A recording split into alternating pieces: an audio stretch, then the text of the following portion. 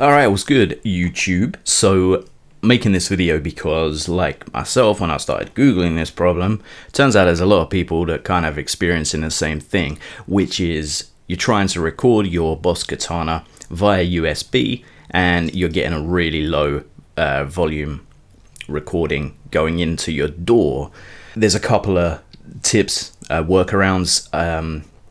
Not all of them are great, to be honest with you, but I'll explore what I've found in this video. So first thing to note is when you're recording via USB into whatever DAW you want, the master volume in your amp has no effect over the volume and the signal that your DAW is getting. You could have it cranked all the way up or you could have it turned all the way off, so it's muted.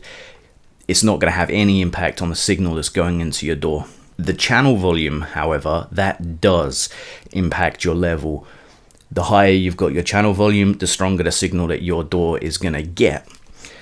So that's the first important thing to know. You see, I never knew that at first, and I was wondering why the signal's so low, and it's just a case of turning the channel volume up and then backing the master down if you're monitoring through the amp or the headphones. Some people might not like that because they say that the master volume gives them the tone that they're looking for. Through USB though, seeing as the master volume has no impact over it, I don't think that's going to go across to the DAW anyway.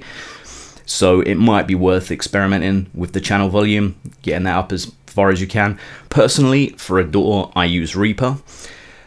However, most people would start off using Audacity. Reaper is free though. It comes with a big learning curve, but it's worth it. I'm just going to show you in Audacity though. Most people seem to start with that. So if we get that open and we can just have a look at some things as we go along. So the first things that you want to do once you've initially, may have already had all of this set up, but you want your import obviously to primary Katana. If you've got it set to secondary Katana, then you'll only ever be seeing a dry signal coming in from your amp. So just the core tone prior to any effects, inclusive of distortion or the preamp of the amplifier, basically, which is good if you're going to reamp this at a later stage. Presumably, though, you're not going to be doing that if you're watching this video. So make sure you've got that set to primary Katana. The other thing to check is make sure you've got your inputs or your levels over here. So your inputs set to maximum. Obviously, if they're not, then that could be causing an issue. Let's just quickly open the Tone Studio and we can see what my settings are. So I'm just on the panel. I've not really dialed this in, so the tone is most likely jank. This is just to demonstrate. Clean channel, gain at 34, volume at 50. This is the channel volume. As you see, the master doesn't even show on here. Let's go back to Audacity, and up here where you've got your microphone, we can click to start monitoring. So this is going to now tell us if we strum the guitar, we're going to see what kind of level we're getting.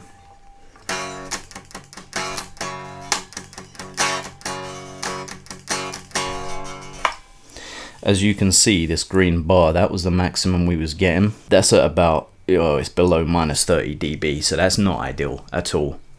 Let me go back to the amp. If we take the channel volume and just put it all the way up, just for hell. So we was just below the minus 30. If we go again,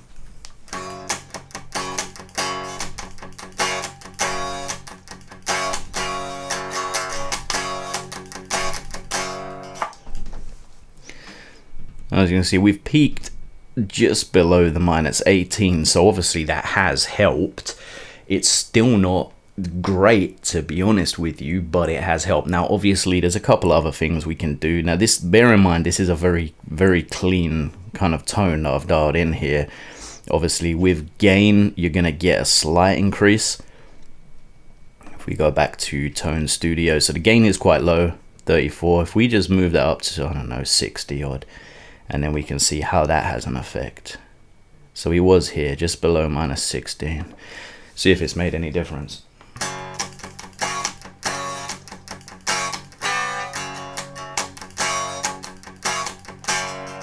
Yeah, I mean, it's just put it over slightly, but again, that's not an ideal option because you're now changing your tone.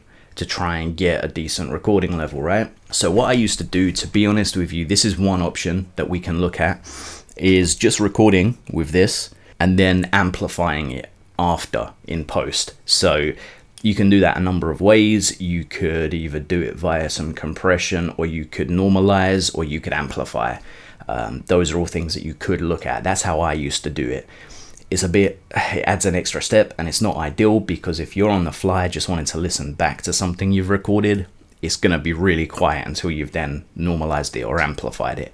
So there's a couple of other things that we can look at. Some katanas have a solo function. It's essentially a clean boost.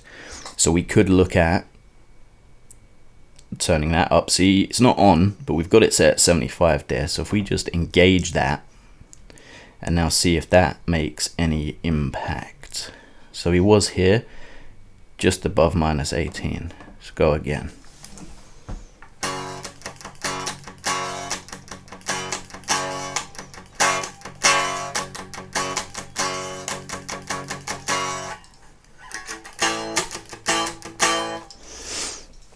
So that's made quite a big difference.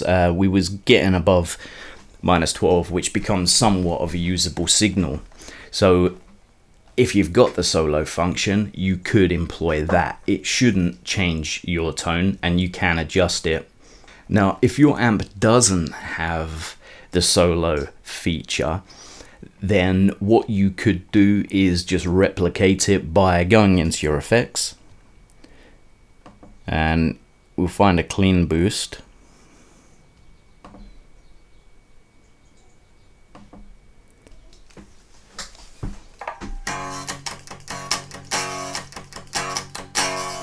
So with the clean boost, we're just over -12 dB, and without it,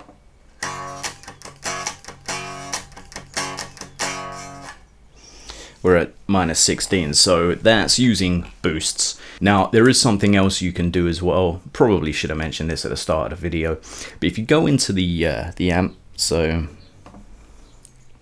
we can go to system up here, USB settings. So there is this screen here. Now the reason I didn't really even show this at the beginning is because I, and like many other people I've seen on forums, they've put these up to maximum and they find that they don't do jack shit, to be honest. I have got them set to 200% across the board, apart from the last one here. I've not found that they do an awful lot, to be perfectly honest with you. So you could try this as well, but I've found that the other methods here for just cranking the channel volume and employing clean boosts are much more effective for getting a better signal, to be honest. So the final thoughts on it. I struggled with USB recording for quite a while with the Katana. I struggled with the volume, or the recording volume issue, and that started to annoy me after a while. I then struggled with the tone as well. I just couldn't get a decent tone. I don't know why. I tried different USB cables, figured it could have been the cable. Just to mention, I'm just using a U-green, fairly short cable. I then switched to using a audio interface. So I actually bought a Scarlett 4th Gen Solo. I started using the line out on the amp instead of USB, and I've found my results are much better, not only in terms of tone, but the volume going into your DAW. You can adjust it using your audio interface's preamp. Basically, you can just adjust the signal, so you never have to worry about not getting a signal that's hot enough going in. But anyway, thanks for watching this video. Peace out.